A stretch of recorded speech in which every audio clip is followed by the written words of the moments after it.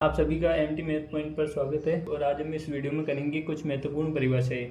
तो देखिए, गणित में परिभाषाओं का बहुत ही अहम किरदार है, बहुत ही अहम हिस्सा है कि भाई यहाँ पे जिसको परिभाषा आ गई तो उनको बात ही अलग हो जाए। ठीक है, तो वैसे तो परिभाषा इसकी बहुत सारी है, लेकिन हम कुछ इंपॉर्टेंट जो परिभाषाएँ हैं उनको हम करेंगे आज। ठीक है, तो सबसे पहले आती है प्राकृत संख्याएँ।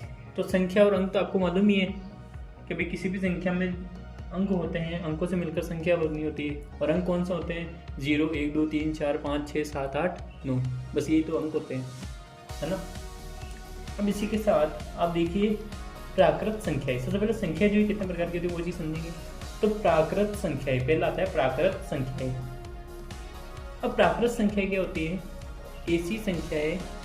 ऐसी संख्याएं जो 1 से प्रारंभ होकर अनंत तक जाती हो। अनंत का मतलब होता है कि भाई इन्फिनिटी। इनका मतलब, इसका मतलब होता है कि भाई कुछ कह नहीं सकते, मतलब जाती जा रही है, हम उसको देख सकते हैं पर ये डिफाइन नहीं कर सकते भाई कहाँ तक जा रही है ना।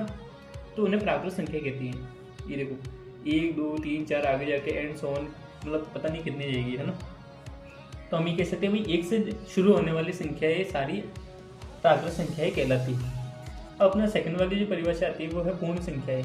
तो पूर्ण संख्या क्या होती है? ऐसी संख्याएं जो 0 से प्रारंभ होकर अनंत तक जाती हो, पूर्ण संख्या कहलाती है। जैसे कि यहाँ पर देखो 0, 1, 2, 3, 4, 5, 6, 7, 8 कितनी भी चली जा सकती है। ठीक है, अब अपनी तीसरी परिभाषा आती है परिमेय संख्याएं। अब परिमेय संख्या क्या होती है?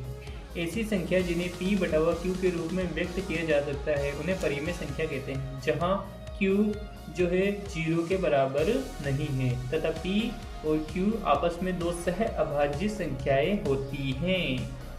तो देखिए सह अभाज्य संख्याएं क्या होती है, पहले मैं ये बता देता हूँ कि भाई सह अभाज्य, सह का मतलब साथ में, है ना।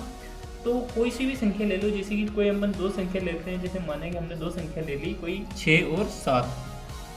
अब 6 और 7 को जो अपन ले लिया तो देखेंगे यहाँ पर भाई 6 का जो गुणनखंड होता है वो होता है 2 गुणा 3, तो इसको होता है 7 गुणा 7 गुणा 1। जो कि हम थोड़ा साइड में यहाँ पे लिख लेते हैं, यहाँ पर ऊपर की साइड में करके देखते हैं कि भाई 6 का होता है 2 गुणा 3, है ना।